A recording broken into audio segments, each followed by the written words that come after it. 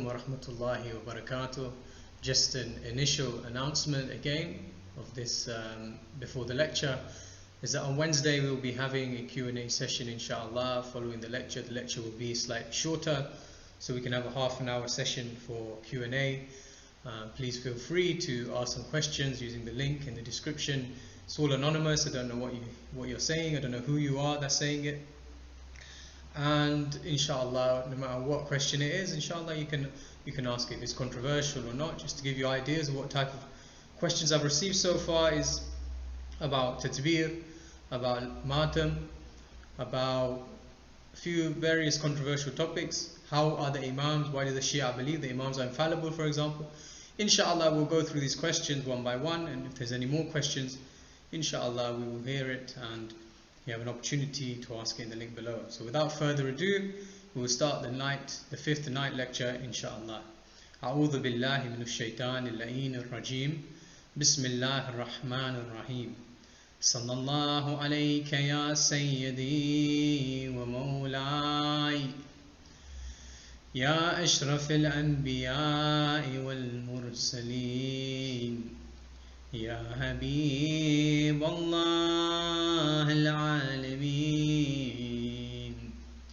يا رسول الله صلى الله عليك يا أمير المؤمنين يا سيد الوصيين يا علي بن أبي طالب السلام عليك يا فاطمة الزهراء سيدتي نساء العالمين السلام عليك يا أبو محمد الحسن بن علي المجتبى السلام عليك يا أبا عبد الله وعلى الأرواح التي حلت بفنائك عليكم مني سلام الله أبدا ما بقيت وبقي الليل والنهار ولا جعله الله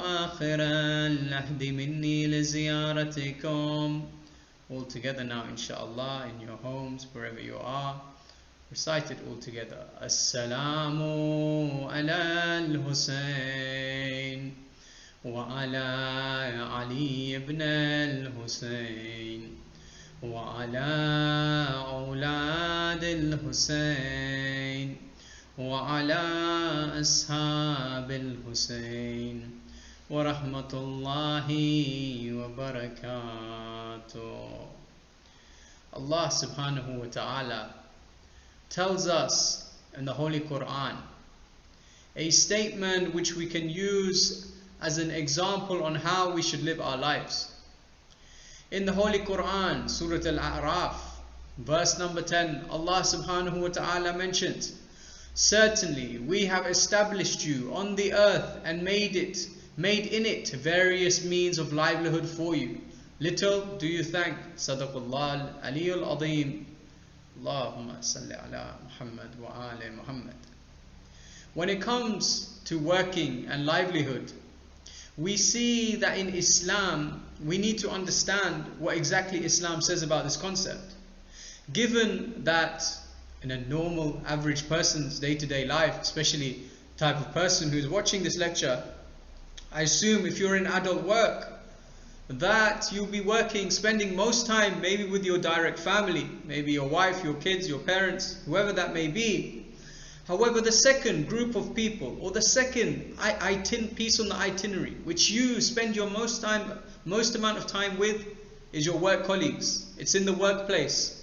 So inshallah, it's important for us to address what Islam says about work, what Islam says about the workplace, and how Islam's philosophy is about what type of jobs we may do. Does Islam promote one job over the other? Does Islam say certain jobs are haram? How do we act in the workplace when certain, in Western culture especially, that you have issues such as handshaking, or you have issues such as going for drinks or having a cigarette with your workers? How do we deal with such issues on a day-to-day basis? So inshallah, we will address this in these many forms. Allah subhanahu wa ta'ala mentioned in the verse that I already recited, certainly we have established you on the earth and made in it various means of livelihood for you. Little do you thank. What does this mean exactly? Because as I mentioned a few nights ago, when we were speaking about happiness, I mentioned that when it comes to happiness, Islam doesn't mention that there's a link between monetary gain and happiness. That if you are richer, that you will be more happy. Islam never says to earn more money so that you can be happy. It never says such a thing. Yet we know from day-to-day life, the reason that we work is 99% of the time usually for money. If there was no money here, do you think you would still have the job that you're doing today? And I would assume that most of my viewers would probably say, no, I probably would not. I'd probably do something completely different.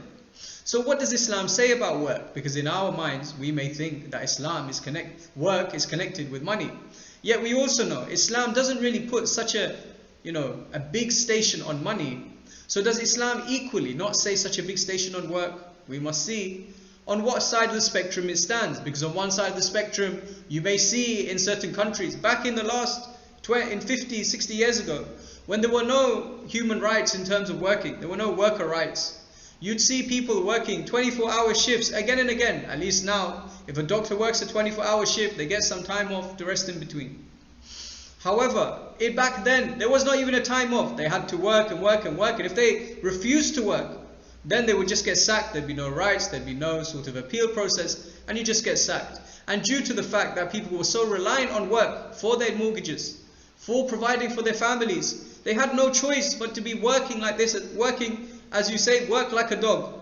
That's a saying that you see here in the West quite often.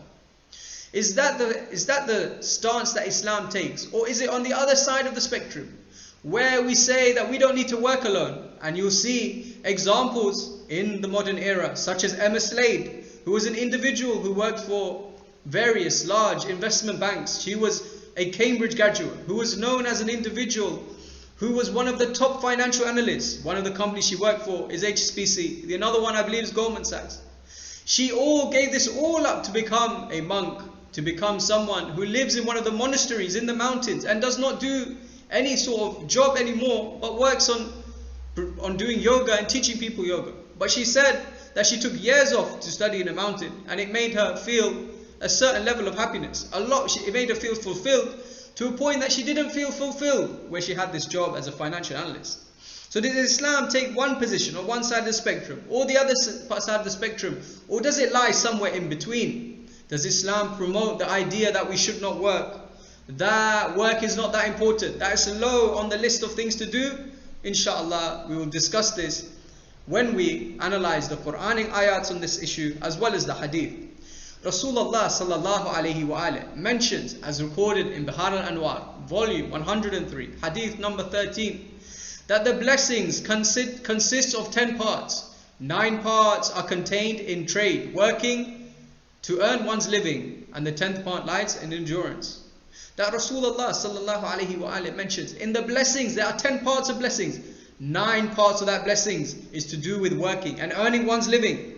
We see in other examples, another hadith we heard, is that Rasulullah sallallahu alayhi wa alayhi once entered the mosque and he saw a man praying day and night, and he would hear from other people that this man would pray day and night, he'd always be praying. So then he approached him and said, "Oh man, who provides for you?" He said, "I live under my brother's roof. My brother provides for me. He provides everything for me so I can go pray in the mosque." Rasulullah sallallahu alayhi wa alayhi mentioned to him all the barakah that you have received from this praying, from all of this worship that you do to Allah subhanahu wa ta'ala, that your brother, because he's working and providing for you, he will receive so much more barakah than you can even imagine. Meaning that working and providing for your family, providing for people, not being dependent on others for financial gain is a massive thing in Islam. We see another example where Imam As-Sadiq alayhi salam, when one of his companions came back from the Hajj season, he came back from Hajj and he came to the Imam. He said to the Imam that there was one individual who was in our Hajj group, and he saw this individual. When we would go to rest, no, he would go out and pray further and more and more and more. He then said to him, he said to the Imam, this man was so pious and I wish that I could be like him. I wish I could have this piety like him. The Imam alayhi salam asked him, What does this man do for a living? How does this man provide for himself? He's always worshipping all the time. The man said to the Imam, he said to him, we asked him this question, and he said, I have no issue, I have no interest in menial tasks like work. I only have interest in worshipping Allah subhanahu wa ta'ala. What type of response do you think the Imam said to him? The Imam said to his companion, then surely you have more piety than this man, for you work for your living. Yeah, and working is something of the sunnah of Rasulullah. Working is something mentioned by Allah subhanahu wa ta'ala. In Surah Al-A'raf, which I mentioned at the beginning, verse number 10, certainly we have established you on the earth and made in it various means of livelihood for you. We see other examples where we see a hadith from one of the Imams where it mentions a man who remains at home and without going out for sustenance, prays for it. He talks about the issue of someone who says, for example, you hear this statement a lot saying, don't worry, don't need to work. Maybe you hear it a lot anyway. We don't need to work, that Allah will provide for us as long as we pray to Allah subhanahu wa ta'ala. We don't have to work. And some people say, yes, there's no point doing any action, that Allah subhanahu wa ta'ala will provide as long as you pray to Him. So the Imam is speaking about this scenario. A man who remains at home and without going out for sustenance prays for it. In this case, Allah subhanahu wa ta'ala says to him, my servant, did I not give you a sound body and organs for you to obtain your necessities? And that you may not have an excuse disobeying my command, that you seek your livelihood. The same way we recite the Quranic ayah. That you may not have an excuse disobeying my command, that you seek your livelihood, and that you may not be sustained by your family. In that case, I might have given you or deprived you while you were excused. Saying, Allah subhanahu wa ta'ala is saying to this person, my servant, did I not give you a body? Did I not give you an organs? Did I not give you everything necessary for you to earn a living? For you to go out there and earn some money for your family, to support yourself? This is what the Imams say about an individual who says, I don't need to work, all my issues are with Allah subhanahu wa ta'ala. And we have an exemplary example with one of the representatives, one of the emissaries from Imam al-Asr, Imam al-Hujjat ibn al-Hasan, Imam al-Mahdi, Ajalallahu ta'ala farja sharif, where his job, he was known as the oil merchant. And the reason he was known like this is because he had a normal job just like everyone else. His job was to be an oil merchant. He wasn't the type of person who would sit in the mosque all day giving preaching. No, this man was someone who had a career, and this man was someone who the holy 12th Imam picked as a representative of his. We also see that Imam as-Sadiq alayhi salam mentions that when someone came to him and said to him, Ya Imam, are you working? He said, leave me, I like Allah to see me working with my hands and seeking for a lawful sustenance with suffering. It's an interesting thing the Imam mentions. The Imam mentions that his companion who was telling him, Ya Imam, are you working hard? Why are you working hard, Ya Imam? The Imam says, leave me, I love for Allah subhanahu wa ta'ala to see me working with my hands and seeking for a lawful sustenance with suffering. We see today that there's not as many jobs which you work with your hands. There's not as many physical labor jobs as there were back in the time of the Holy Prophet sallallahu alaihi wasallam. All the jobs that were there in the time of the Imams alayhi salam. But it's an amazing lesson we get that the Imam alayhi salam mentions that I love it for Allah to see me working physically with the organs that Allah has given me. In other words, with the organs Allah has given me, that I'm making use of them to make a lawful sustenance with suffering. He loves to suffer while making a lawful sustenance. Meaning that one of the purposes of our existence, some people say, I wasn't born to work. Of course, no one's saying that the sole issue of your existence is to work for a big company. No one's saying that. There are even hadith which mention that if you have the opportunity to work for someone else or to work in a way where you can make decisions and own your own trade, take the second decision at any possibility that you have. So the Imam is mentioning that working for a living, using your organs, is an amazing thing. In another example, Rasulullah sallallahu alaihi wa mentions in Bihar al-Anwar, recorded that he says, he who works hard to provide for his family with a lawful livelihood is as one who fights in the way of Allah, the one who fights in jihad. Something which we know that jihad is something of the, to fight in the way of Allah subhanahu wa ta'ala is the best way to die. To fight in the way of Allah subhanahu wa ta'ala is one of the things which we could only dream of passing away in this state. That being one of the companions of Abu Abdullah alayhi salam.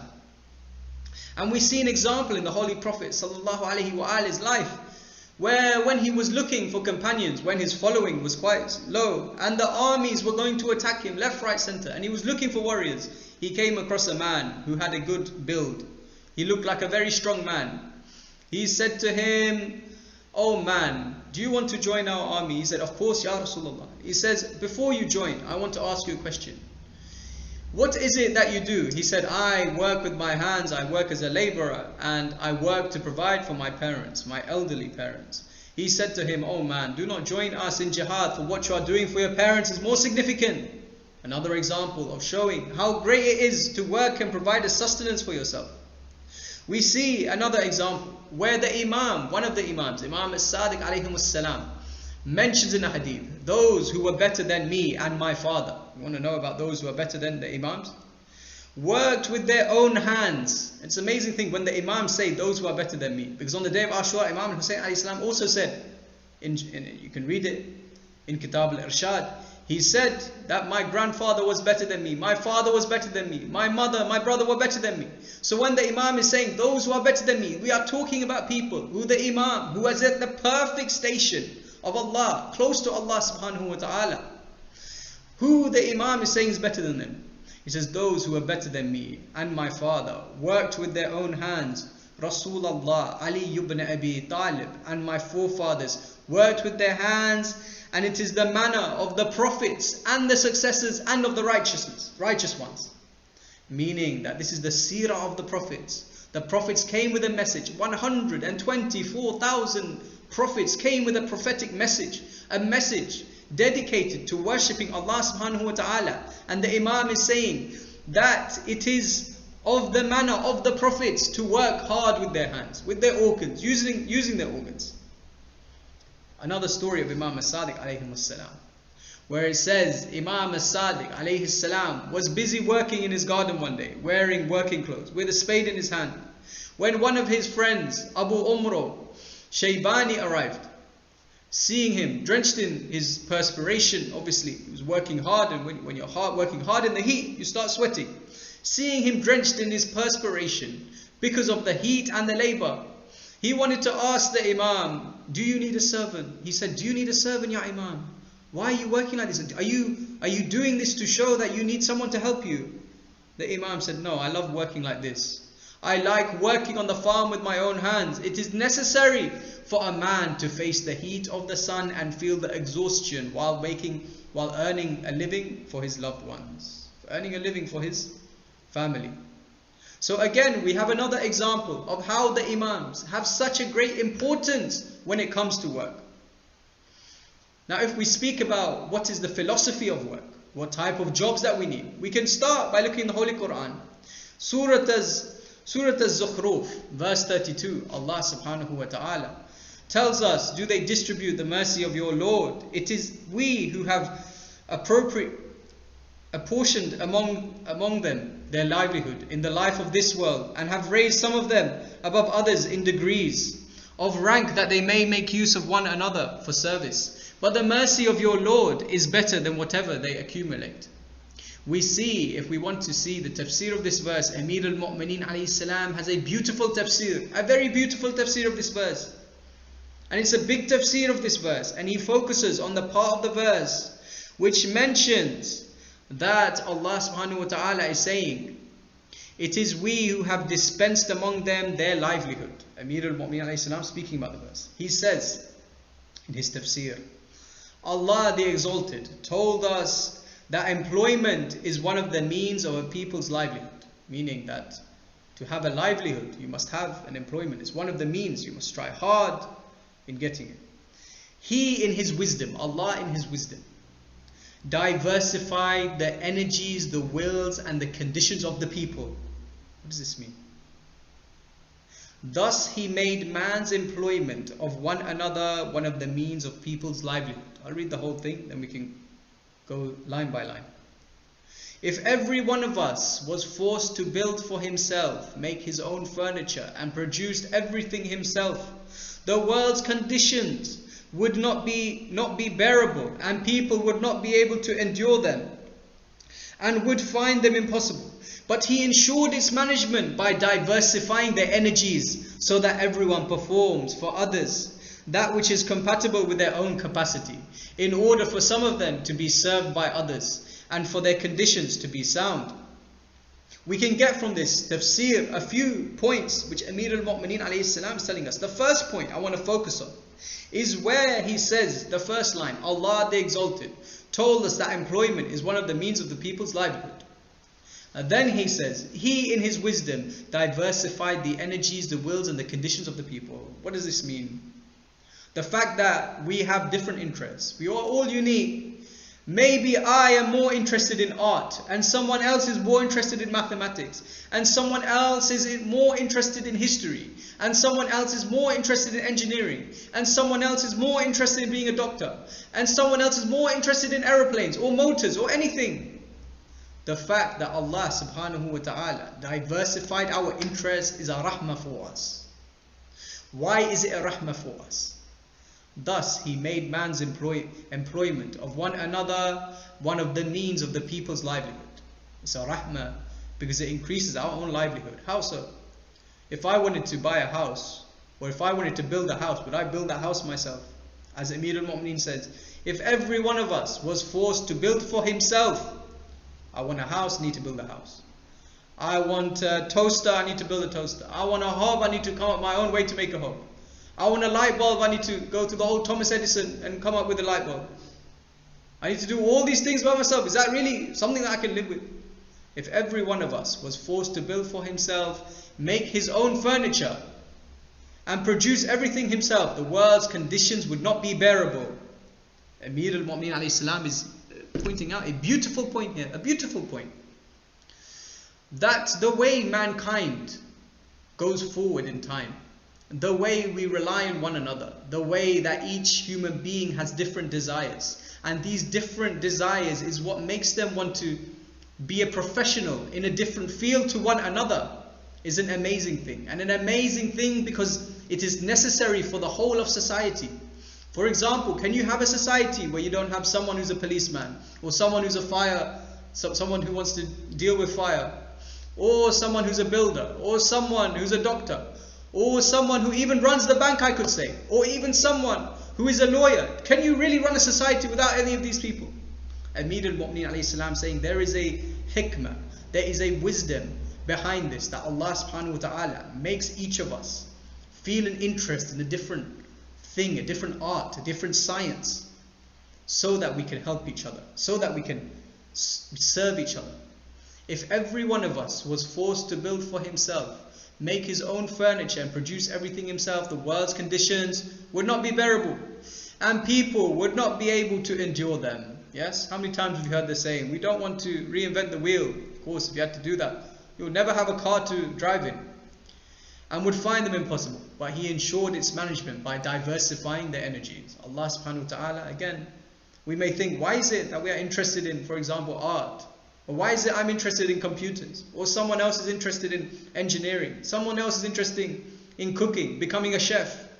Why is that the case?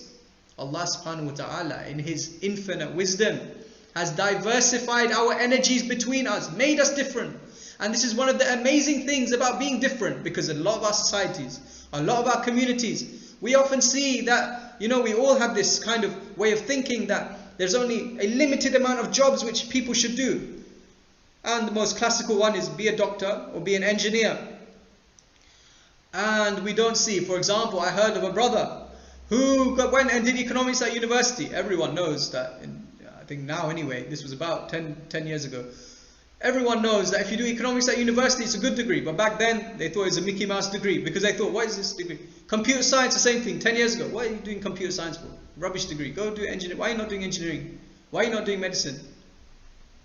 Allah subhanahu wa ta'ala is telling us in His infinite wisdom, that He has diversified our energies so that we become specialized in different fields, so that everyone performs for others that which is compatible with his own capacity. If I love to create websites, that I will create websites.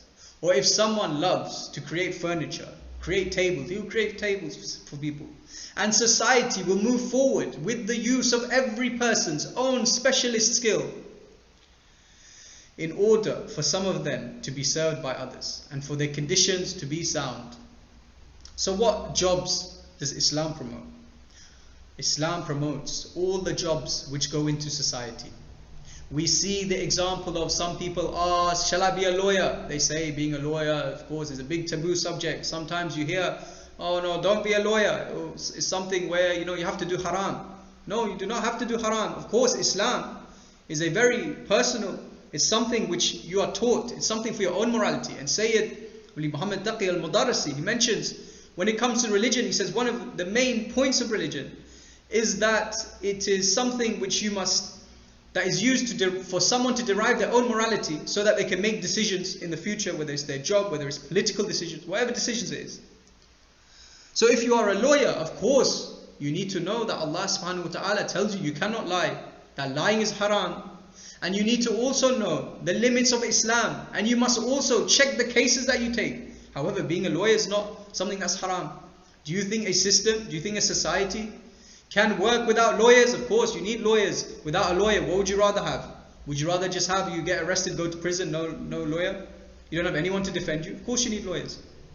Doctors, of course we need doctors. Some people say, and we will get to doctors in a little while, because that's something which, some people say you cannot be a doctor or a nurse because you need to sometimes look at people's private parts, and they say that's haram, obviously, mahram, etc., etc. We will get to that in a while. We need something which we've seen in the coronavirus pandemic. We need people who can produce food, right? We need people like farmers. And there are many hadith about the benefit of being a farmer. And one interesting thing is that because back in the day of Rasulullah sallallahu alaihi wasallam and the 12 Imams, what type of jobs people had were extremely different. For example, being a farmer was a very common job back then. In today's day and age, it depends what country you live in. Of course, if you live in a country like Malaysia, or you live in some other countries, you'll see that being a farmer is a very common job still. But in countries like United States or the United Kingdom, it's very rare to come across farmers. Yes, they exist in these countries, but it's very rare to have a job as a farmer. And more commonly, people have jobs in the services role. However, the wisdom that Rasulullah sallallahu alaihi wasallam would say that the farmer's job is an amazing job is because the farmer is producing something for the whole of society. The farmer does not discriminate who he provides for. The same way you can use Islam in any job, I'm telling you, any job. Even if you're a banker, even if you're someone who wants to become the best in finance, even if you're someone who has immense knowledge in hedge fund trading policies, you can use the skills that you have to support the whole of society. Yes, maybe you work for a company right now which just cares about one rich person and their assets. But you can leave that company. You can do something meaningful with the skills you have. Of course, every job you can do this. You can even have fashion designers. Of course, being a fashion designer is very important. Like I mentioned, I've been mentioning all the time since today actually. Every night I've mentioned the way that multinational corporations, conglomerates, they all have a say in our identity, and they have a massive influence in everything. In our happiness, they have an influence. They have an influence on what beauty is. They have an influence in what is a nice thing to wear, for example. And the fact that we don't have a say in that, would it be better for someone who is a non-Muslim, who just follows the idea of profit making, as we mentioned last night, that maximizing profits is the best thing? Is it better that they are in charge of what we find nice in fashion? Or is it better that you have someone who has Islam and Allah subhanahu wa ta'ala in the center of their universe, deciding and having an influence, at least having an influence, having a say in what is nice fashion for fashion? Because Islamic fashion is a thing. You need to provide options for young people to wear.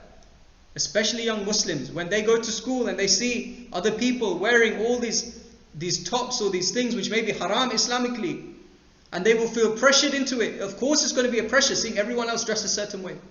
If Islam had produced fashion designers, that would be a big thing to solve this issue. So as I mentioned, every job, if you remember Allah subhanahu wa ta'ala, and you remember the lessons that Islam has taught you, and you put Allah in the center of your universe, as I mentioned before, then you will make a great decision on what type of job you will do. And this will help you, no matter what skill you have, to serve society. To serve society, as serving society is a great skill, is a great thing to do, and the best of jobs to have.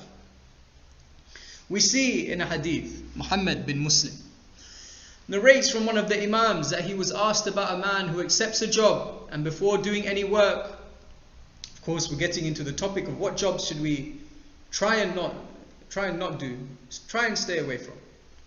Muhammad bin Muslim narrated from one of the Imams, Imam Sadiq alayhi salam, that he was asked about a man who accepts a job and before doing any work, he passed it on to another and accepts profits from it.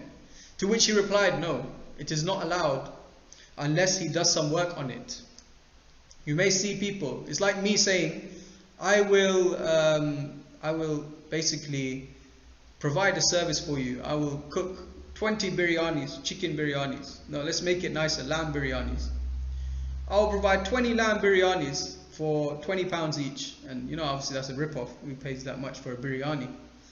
And then someone agrees to that, and then I say, okay, I get my mate from down the road or someone I know and say, okay, I'll give you £2 to make this biryani. Yeah, great, thank you.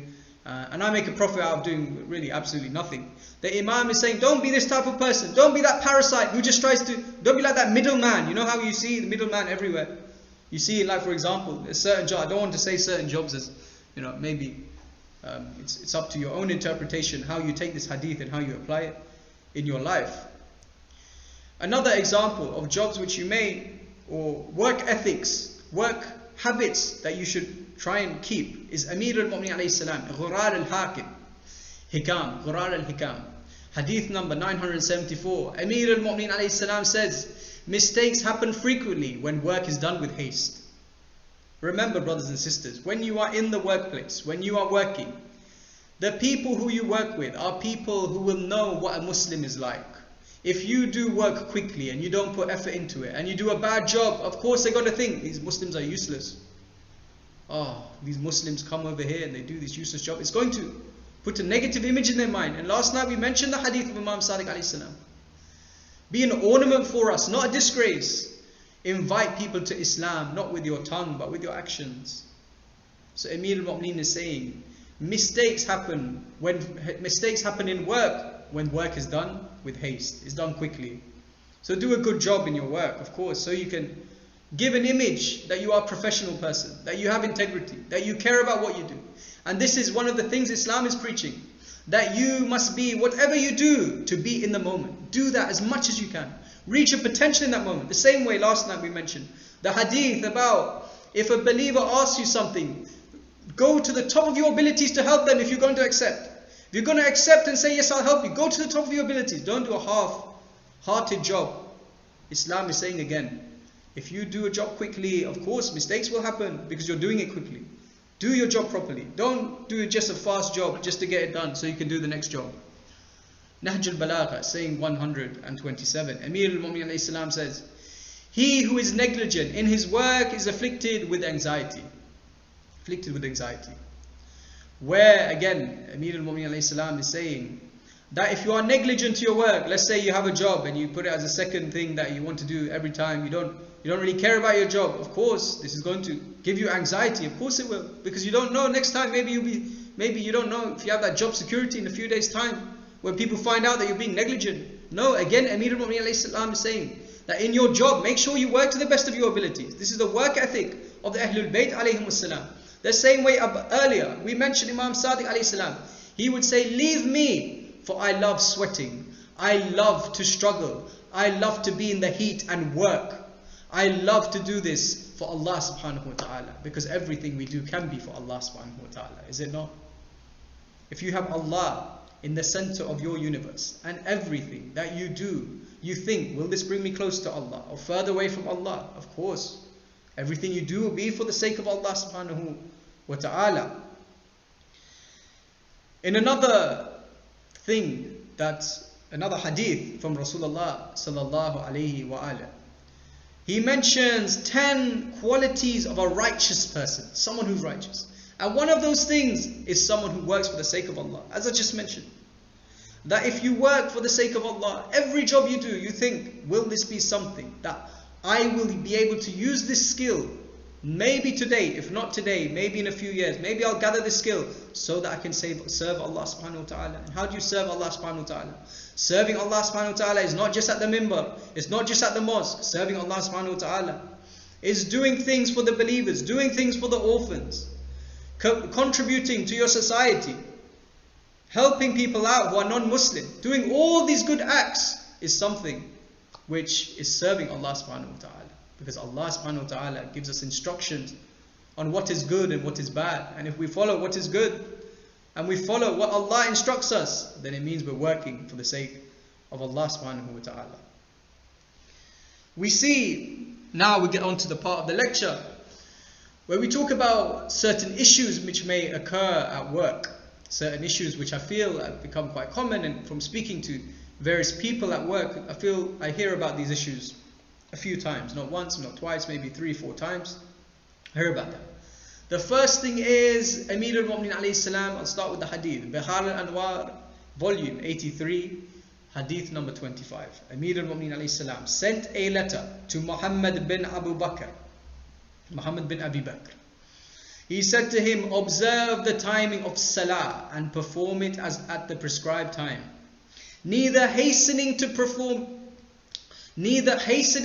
it earlier in order to be free of it, nor delaying it because of some work. Yes, work is important, but what is more important is worshipping Allah subhanahu wa ta'ala, praying at work. And it's often a common thing, thinking, how shall I pray at work? How shall I? Brothers and sisters, people will respect you if you ask. It's not hard to ask these things. Where can I pray? Is there somewhere I can pray? Of course, if you're doing your job and you're doing a good thing, you're doing a good job, and people respect you at your workplace, it's not going to have any issue with you asking, can I pray at work? Can I have somewhere to pray? Can I have a room I can pray in? If there's not a prayer room at the moment. Where Amir al-Mu'minin alayhi salam says, no, it's not an excuse. Working is not an excuse for delaying your prayer. And let me tell you, brothers and sisters, that when you pray at work, it's the most beautiful thing. When you're praying at work, let's say 9 to 5. From 12 to 1, you have your lunchtime, let's say. If you're praying at work, when you go into work, usually people have a certain mindset. I'm working, I have to care about this, this and this, my boss's boss, and I have this deadline which I need to reach. And you're in this mindset for a good 8 hours, let's say. Having a time to break up that day and think about things that are nothing to do with work but with Allah subhanahu wa ta'ala, having that time to meditate is extremely beneficial. Which is why Amir al-Mu'minin alayhi salam is saying, appreciate the prayer, appreciate the salah. Don't go to the prayer quickly so you can say, finally I'm over and done with it, I don't need to do it now until Maghrib. No, Amir al-Mu'minin alayhi salam says, don't approach it hastily out of the issue where you think I want to get over and done with it. But at the same time, do not delay it because of some work. It's more important than your work. So that's what Amir al-Mu'minin alayhi salam says about praying at work. Another issue which you see at work is sometimes going out for drinks, going out for a cigarette. Some people ask you, do you want to go out for some drinks? And maybe 10, 15, 20 years ago it was more prevalent to smoke cigarettes. Now it's more of a taboo, alhamdulillah, that people have started to realize. Maybe it took putting pictures of burnt up lungs on cigarette packets. Maybe that's what it took for people to realize that smoking cigarettes is not a great thing. However, we see still today people saying, oh, do you want to go out with us for drinks after work, etc. What we know from the hadith is that it's not acceptable, that you are not allowed to sit at a table where someone is having an alcoholic beverage. Someone's having alcoholic beverage. If this is the sort of setting it is, then you're not allowed to do this. And another point on this is that, for example, you work 9 to 5, okay? You also have an obligation to your family. Think about this. If you're working 9 to 5 and you're being paid 9 to 5, then do you really need to spend more time on this work doing things which you don't really want to do? Doing things which are not a necessity for your work. Going out for drinks is not a necessity for your work. It is haram to sit at the table with drinks. Yet you also have an obligation to your family. Inshallah, we'll get to work-life balance in a moment. Another issue is shaking hands. Shaking hands. Especially in the West, this has become a massive issue. The reason why it's a massive issue, one of the reasons, is because it's a cultural norm to shake hands. When you see, for example, in a football match, you see players shake hands in the beginning of each match. And sometimes you might see, for example, Luis Suarez and Patrice Evra not shaking hands, or one tries to not shake the other hand, and it's a big whole thing is made out of it. That's an issue of disrespect, that he's disrespecting him. A whole disrespect is made out of someone who doesn't shake hands. So shaking hands in Islam is haram, in terms of shaking hands with someone of the opposite gender. And we have clear hadith about this, that shaking hands with someone with opposite gender, without using gloves at least, is haram. However, in some situations, it's a difficult thing to really think about, because sometimes someone might want to shake your hand, and it might be hard to really resist it, because they put their hand out, and you need to think to yourself, if I shake their hand, obviously there's an issue where Islam tells me I can't shake their hand. But on the other hand, if I do shake their hand, then if I don't shake their hand, they may feel disrespected, they might hate me for it, I may lose my job for it. Yes? Sayyid Sistani mentions on this issue. I'll read out what Sayyid Sistani mentions on this issue. He says, when refraining from touching is not possible by wearing gloves or such like, then it is permissible, especially if not shaking hands would lead to considerable harm or great difficulty that is normally unbearable. Of course, you should try everything that you can to not shake hands with someone of the opposite gender, because this is something within the religion of Islam. It's something which is clear that you shouldn't do. However, and we can hear about this, for example, Sayyid Hussein Nasr mentions in his book a similar, it's called a fatwa, and he also writes, in Islamic jurisprudence, in fiqh, there are key rules such as no difficulty and no harm. When harm comes, then according to the rules, the primarily religious edicts change totally and are substituted with secondary edicts. That when something happens, for example, the issue of a doctor, where we mentioned, are you allowed to be a doctor if you're someone who has to maybe sometimes touch a private part or sometimes handle a private part because of the work that you do, and maybe there's an issue that you need to deal with? Of course it's allowed, because this is to do with life and death. This is something to do with saving someone's life. That the rule of not shaking hands and these things are not an issue when it comes to emergencies, the same way for a doctor. Which is why Sayyid Sistani mentions that when it comes to an issue where you cannot get out of shaking hands with someone, when it is such an emergency that it will cause considerable harm or difficulty, and it's unbearable, then of course you can shake hands with the person. This is what Sayyid al-Sistani mentions in his Risala. So you can refer to that Risala, inshallah, not to me. So we spoke about that. Another issue is work and life balance.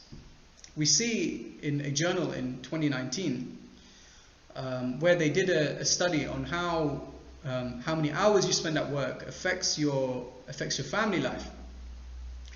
We see that it says that they basically went to women who don't work, they stay at home moms, they have children, and they asked them, how satisfied do you feel in your relationship? They found women who had partners who worked 50 or more hours per week.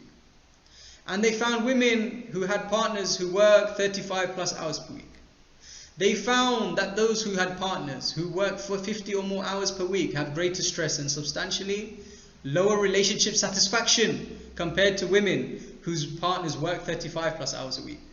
They also found that because of these issues of working harder, working 50 hours a week, it contributes to an additional $24 billion in additional expenditure for the government.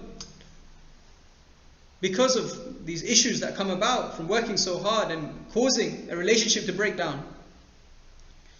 So one must ask, how is it that we deal with the case of work-life balance? Because we realize already through Islam that we found hadith of Imams talking about the work, that it's an amazing thing, it's something which Allah subhanahu wa ta'ala wants us to do. That working hard is something of the seerah of the Prophets. The Prophets, this is something that they would do, the sunnah of them. Yet we also need to understand what is the limit between working hard and not working hard. Working hard and staying with your family. We need to know that, for example, in Surah An-Nisa, verse 19, Allah subhanahu wa ta'ala talks about the spouses and says, live with your spouse in accordance with what is fair and kind. We see in Rasalat al-Huquq, where Imam Zainul Abidin alayhi salam speaks about the right of a child. He says, you are responsible for what has been entrusted to you, to the parent.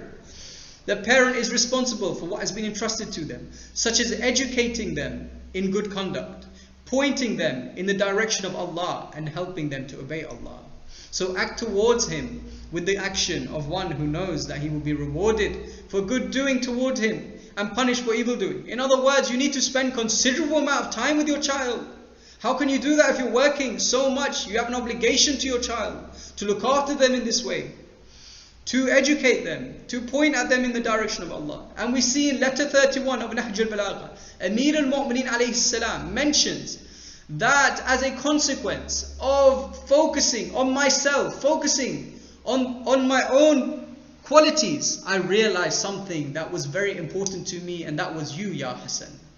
I realized how important my children were to me, that whatever hurt them hurt me, whatever made them happy made me happy, and that Allah subhanahu wa ta'ala gave me this child. This is how important it is to spend time with your family. We have another hadith where it mentions the things that have rights over you. It says your body, from Rasulullah sallallahu alayhi wa sallam, your body has a right over you, your eyes have a right over you, your wife has a right over you, and your guests have a right over you. If these entities have rights over you, you need to take that into account when it comes to work. Is it right for you to work so hard and to not give any time for your family when Al-Nisa, Surah An-Nisa, verse 19, it mentions live with them in accordance with what is fair and kind? Is that right? So inshallah, we will now conclude the lecture by saying and going over quickly the points that we have made. So we started off this lecture by mentioning the issues of work from an Islamic perspective.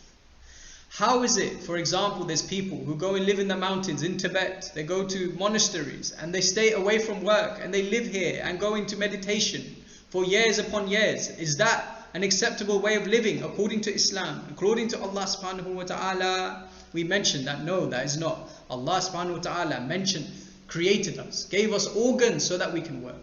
We saw from the Imams of Ahlul Bayt and Rasulullah sallallahu alayhi wa alayhi, how many hadith are, numerous hadith about working hard with these organs. That someone who just says, no, I'm not going to work hard, instead I'm going to pray to Allah subhanahu wa ta'ala, that this is not the sunnah of Rasulullah. That someone who works hard and doesn't do these du'as is more better in the eyes of Allah than those who do this. We then spoke about what type of jobs does Islam promote. Those jobs which help society the most. Those jobs which help most people in society. Those jobs which give you knowledge so that you can serve Allah subhanahu wa ta'ala. Because Amir al-Mu'mineen alayhi wassalam said that Allah diversified the energy of the people so they're interested in different aspects of art, of science, so that they can help each other out in the grand scale of mankind, pushing mankind forward. We also mentioned about common issues which present themselves in day-to-day work. For example, we mentioned the idea of shaking hands with someone of the opposite gender, where we said that yes, Islam says that it is haram to shake hands with the opposite gender. But if it gets to a point where it is extremely difficult for you to not shake hands with an individual, Sayyid Sistani and the great Marja, Sayyid Sistani and Sayyid Hussein Nasab, agree that yes, it's okay to do it in this scenario. We also mentioned, for example, that some people think about doctors, lawyers, you cannot be these jobs. But no, there's no issue with being a doctor or lawyer. As long as you obey Allah subhanahu wa ta'ala, if you are saving lives, this is an amazing thing. When it comes to saving lives, we hear that life is more important than anything else. So if it means touching or looking at a private part of someone who's a na-mahram, it means that these rules don't apply anymore because it's coming to saving their lives. We also spoke about the work-life balance. We mentioned that in work-life balance, that there is studies which show that individuals who work 50-hour weeks, it has a detrimental effect on relationships, on family life. And we mentioned Imam Zainul Abidin alayhimus salam saying about the right of the child, that the child is something that you are responsible for, and Allah entrusted it to you. And I just want to go into that in a little more detail. That, for example, how did Rasulullah sallallahu alaihi wasallam not treat his child but his grandchild? We mentioned the other day, he brought Hassan al-Hussein alayhi salam to Mubahila. He spent a lot of time with Al-Hassan and Hussein. That Al-Hassan and Hussein was so in love with their grandfather. This is how the sunnah is. They spent time with Rasulullah. We said Rasulullah, for example, would hold Al-Hassan and Hussein on their back and make animal noises, playing with them, taking them out, spending time with them. This is the sunnah of Rasulullah. Because at the end of the day, as Imam Zainul Abidin alayhi salam said, you are responsible for them and they are entrusted to you. How can you have a relationship with your child if you are working all the time? How can you point out to them that direction of your Lord, of their Lord? When this is something that's mentioned in Rasul, pointing him in the direction of his Lord and helping him to obey him. So act toward him with the action of one who knows that he will be rewarded for good doing toward him and punished for evil doing. This is what we mentioned. And the family unit, brothers and sisters, is one of the most important things in Islam. As we know, the Ahlul Bayt alayhimus salam had the perfect family unit. And one of the aspects of that is the way they spend time with each other all the time. There are other family units which are also extremely inspirational as well. For example, we see companions, certain companions of Abbas Abdullah alayhi salam. We see the example of Habib ibn Madahir. Habib ibn Madahir, who was in Kufa after Muslim ibn Aqil was murdered, was killed, was a shaheed. Someone sent a letter to Habib ibn Madahir. He got the letter, he read it. He was eating his food, he read the letter. He sat down. He looked at his wife. His wife said, who sent the letter? Habib said, it was a letter from my master Abbas Abdullah alayhi salam. She said to him, then get up, what are you doing sitting down? Habib said, I was just testing your patience. That how you would feel if I left you and went to Abbas Abdullah alayhi salam.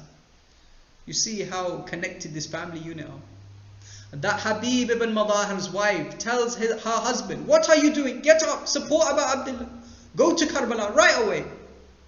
So Habib, he sends, the way he sorted this out is, he sent one of his servants outside of Kufa and he sent him with a horse and he said, I will enter Kufa at night time, because as we know, Kufa was on lockdown. After Muslim ibn Aqil was killed, Kufa was on lockdown. So this servant is with the horse. As Habib ibn Madahir comes to the horse, he hears the servant talking to the horse, saying to him, oh horse, if my master Habib, it seems he's late, if he's gone for a few more minutes, then I will take you and go to our master Hussein. Habib hears this conversation and he says, Ya Abbas Abdullah, what is it that you have managed to change the hearts of everyone? The noblemen and the ones who are the servants as well, they all love you, they all want to come to your support, Ya Abbas Abdullah. So Habib ibn Madahir, he gets on his horse and he goes towards Karbala. As he goes towards Karbala, you hear a roar from the tent that this is Habib ibn Madahir. He goes into the tents, he motivates everyone to the extent where he hears Sayyidah Zainab alayhi salam. He hears Sayyidah Zainab speaking about concerns she has about how the companions will support Abbas Abdullah alayhi salam the next day.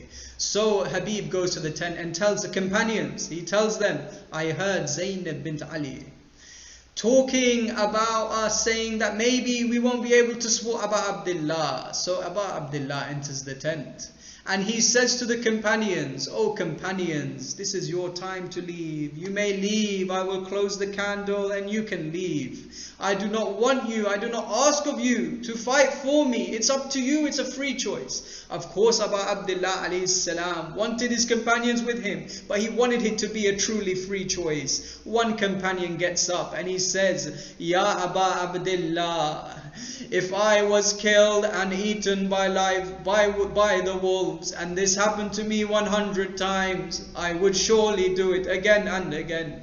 Another companion stands up and says, if they cut my body into pieces, into 1,000 pieces, and burnt it and fed it to the wild animals, by Allah, I will stand with you, Ya Aba Abdullah. Then another companion, John the slave of Abu Dhar, he stood up and said to Aba Abdullah. Aba Abdullah said to him, "Oh John, you have been a great servant of ours, but I allow you to go. You don't need to be here, oh John." John says to him, "Ya Aba Abdullah, at times of comfort, when I would eat with you, I would beg to have the leftovers from your plate. At times of comfort, I'm with you, Ya Aba Abdullah. At times of hardship, I abandon you never." This is how the companions acted with Aba Abdullah. Habib ibn Madahir, because of how much motivation, how much courage he's brought to the camp, Sayyidah Zainab comes and sends her salams to Habib, to which Habib says, "Who am I? Who am I that Zainab, the daughter of Fatima and Ali, sends her salams to me?" This is how Habib ibn Madahir mentions Imam al-Hussein alayhi salam on the day of Ashura. He lets Habib go into battlefield. Habib says to him, "Ya Aba Abdullah, can I go and fight? My brother Muslim ibn Awsajah has been killed." And we mention that Muslim ibn Awsajah, after he was killed, he took Habib ibn Madahir and he said to Habib, "If I have my will, my final will and testament is that you look after this man." Habib ibn Madahir fought into the battlefield. He fought very bravely until he was killed. And he called out, "Ya Aba Abdullah, Assalamu alayka, Ya Aba Abdullah." Imam al-Hussein came to him and said to him, "Ya Habib, you are the faqih of Kufa. You are the scholar of Kufa." Oh Habib, how close Habib was to Imam al-Hussein, that later that day when Imam al-Hussein came to the tent of Imam Zainul Abidin, the first question the Imam asked was, "Oh father, where is Habib? Habib always stood with you, Ya Aba Abdullah. Where is Habib ibn Madahir? Habib has been killed, oh my son." Aba Abdullah, another great companion, was Wahab. Wahab joined after being newlywed to his wife.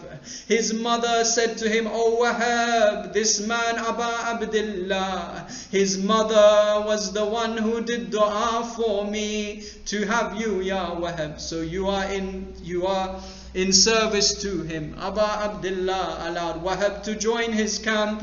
He was a newlywed and his wife would say to him, "Ya Wahab, we are newlywed. We are newlywed. Why do you have to fight? Oh Wahab, do you want me to be a widow straight away?" Wahab went into the battlefield hearing his mother saying, "Oh Wahab, fight until you are killed for the son of Zahra." As Wahab was fighting, he heard another call of his wife saying, "Oh Wahab, keep fighting until you are killed." He came back to the camp and said to him, "Oh my wife, what happened for you to change your mind just a minute ago? You said don't fight, oh Wahab, I don't want to be a widow." She said, "I heard the calls of Aba Abdullah. Ala hal min nasirin yansurna liwajh Allah. Ala hal min da'bin yadubbu an haram al-Rasul Allah." The cries of Aba Abdullah broke my heart, Ya Wahab. Go and fight until you are killed. As Wahab went into the battlefield, he was killed and his wife came to him and said, "Ya Wahab, Allah has granted you martyrdom. I wish that I was also with you, Ya Wahab." Umar ibn Sa'ad sent Shamar to finish her off and allow her to join Wahab. These were the companions of Aba Abdullah alayhi salam, which is why when Aba Abdullah was all alone, he called out, "Ya Habib ibn Madahir, Ya Wahab al-Kalbi." Oh John, the slave of Abu Dhar, oh Muslim ibn Aqil, where are you today? La hawla wa la quwwata illa billah al-aliyyul azim. اللهم لأن أول ظالم ظلم محمد وآل محمد وآخر تابع له على ذلك. اللهم لأن الأصحابة التي جاهدت الحسين وشايعت وبايعت وتعبت على قتله، اللهم لأنهم جميعا. بسم الله الرحمن الرحيم. اللهم كن لوليك الحجة ابن الحسن صلواتك عليه وعلى آبائه في هذه الساعة وفي كل ساعة وليا وحافظا وقائدا وناصرا ودليلا وعينا حتى تسكنه أرضك طوعا وتمتعه فيها طويلا برحمتك يا أرحم الراحمين.